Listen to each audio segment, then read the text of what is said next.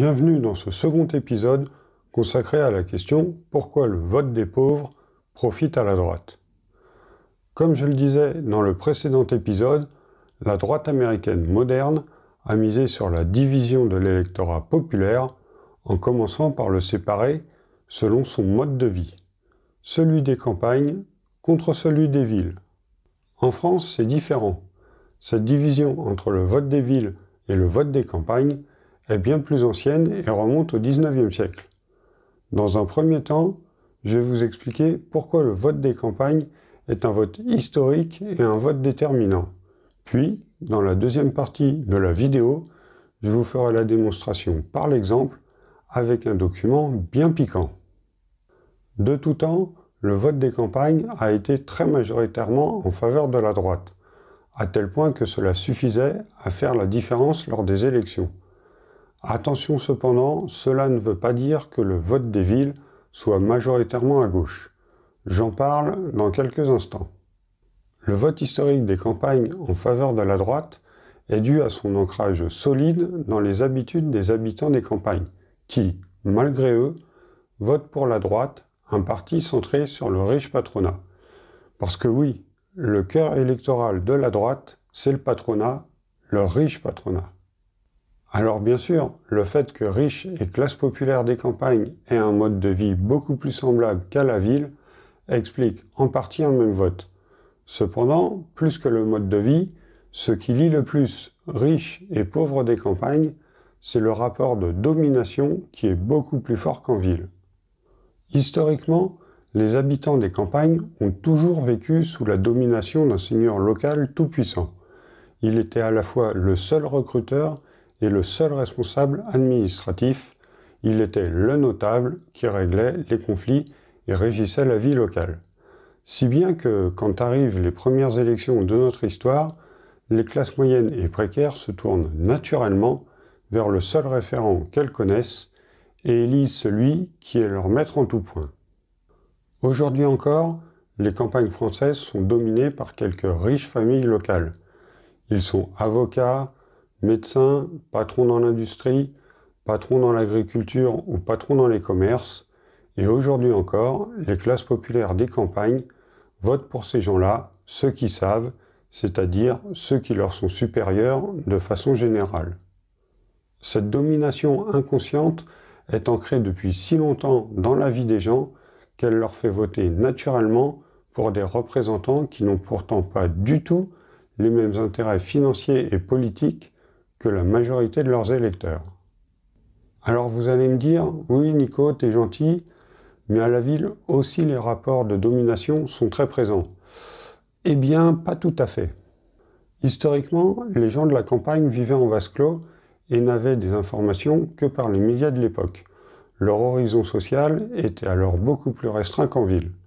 A l'inverse, en ville, les gens sont beaucoup plus exposés à des horizons différents. Ils vivent des expériences collectives qui n'existent pas à la campagne. Les citadins sont témoins d'un brassage social permanent. Dès le début du XIXe siècle, la population des villes explose avec la révolution industrielle. Des gens de tous horizons se croisent et discutent et prennent conscience que, de partout, ils sont dominés selon un même schéma, celui des riches patrons qui décident de tout. C'est comme cela qu'est née la conscience politique ouvrière. Des idées telles que le socialisme ou le syndicalisme vont alors émerger et ancrer le vote de la classe populaire des villes en faveur d'élus qui les défendent vraiment. Pourtant, ce vote des villes est malgré tout très influencé par la vie des campagnes, la quasi-totalité des urbains étant issus des vagues de migration massive en provenance des campagnes. Ces nouveaux arrivants important avec eux leurs habitudes paysannes et celles de leurs ancêtres. Ce qui fait que même en ville, le vote à droite est souvent très présent aujourd'hui encore, même si de façon beaucoup moins nette qu'à la campagne. Pour vous donner un exemple concret, je vais vous lire un document qui date de 1848. C'est un texte écrit par Alexis de Tocqueville lorsqu'arrivent les premières élections ouvertes à tous les hommes. Alexis de Tocqueville est un noble et un riche propriétaire agricole de Normandie. Dans le texte que je vais vous lire, il raconte comment il a mené ses paysans au bureau de vote. Petite précision, j'ai à peine reformulé et raccourci son texte dans un français d'aujourd'hui. Mais vous allez voir que tout ce que je vous explique depuis le début, ça tombe pas du ciel. Allez, c'est parti. Nous devions aller voter ensemble au bourg éloigné de quelques kilomètres de notre village. Le matin de l'élection, tous les électeurs se réunirent devant l'église et se mirent à la file, 2 par 2, suivant l'ordre alphabétique. Vous avez entendu ? À la file, 2 par 2, suivant l'ordre alphabétique. Vous la sentez, la domination ? Eh bien, c'est que le début. Au bout de la longue file, venaient sur des charrettes des infirmes ou des malades qui avaient voulu nous suivre. Nous ne laissions derrière nous que les enfants et les femmes. Alors déjà, quand tu es bien malade, tu restes chez toi. Tu vas pas t'amuser à faire 10 km aller-retour sous la pluie dans une charrette. Oui, parce qu'en plus, ce jour-là, il pleuvait. Si les infirmes et les malades sont venus, c'est parce qu'ils n'avaient pas trop le choix vis-à-vis de Tocqueville, leur maître. Et comme c'est Tocqueville qui écrit l'histoire, et qu'il sait que seuls les écrits restent, eh ben il arrange le texte à sa sauce. Autre chose, emmener en charrette des infirmes et des malades au bureau de vote, ça existait encore il n'y a pas si longtemps. On avait des candidats qui affrétaient des cars pour la maison de retraite et qui emmenaient tous les petits vieux au bureau de vote. Inutile de vous dire qu'on savait pour qui votaient tous ces retraités. Je reprends. Arrivé en haut de la colline, je rappelais à ces braves gens la gravité et l'importance de l'acte qu'ils allaient faire. Je leur recommandais de ne point se laisser accoster par les gens de la ville, qui pourraient chercher à les tromper, mais de marcher sans se désunir et de rester ensemble, chacun à son rang, jusqu'à ce qu'on eût voté. Alors là, c'est encore très intéressant parce que ce passage montre que Tocqueville a parfaitement conscience qu'en ville, les gens sont moins soumis qu'à la campagne.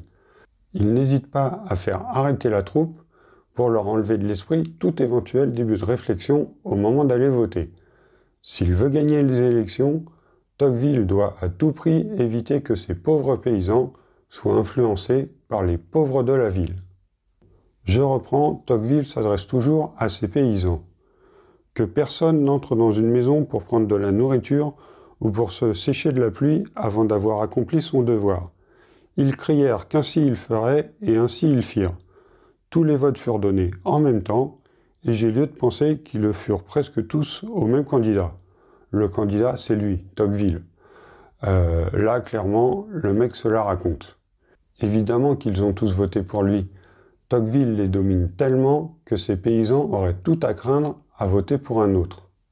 Et c'est quand même assez hallucinant de voir à quel point les mecs étaient dominés.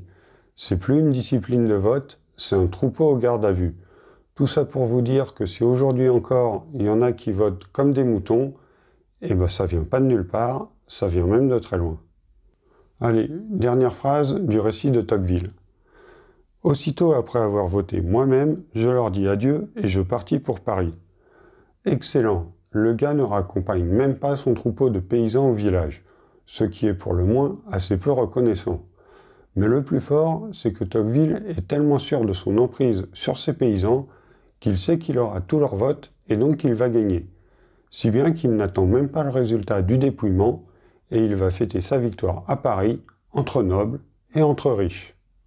Vous l'aurez compris, derrière le vote des campagnes se cache historiquement le vote de la droite traditionnelle et conservatrice, c'est-à-dire aujourd'hui plutôt LR, anciennement l'UMP. Voilà, dites-moi ce que vous en avez pensé dans les commentaires. Merci pour votre abonnement et pour le pouce en l'air. Et je vous invite dès maintenant à cliquer sur la vidéo qui vient de s'afficher et qui est l'épisode suivant répondant à la question « Pourquoi le vote des pauvres profite à la droite ?» À bientôt!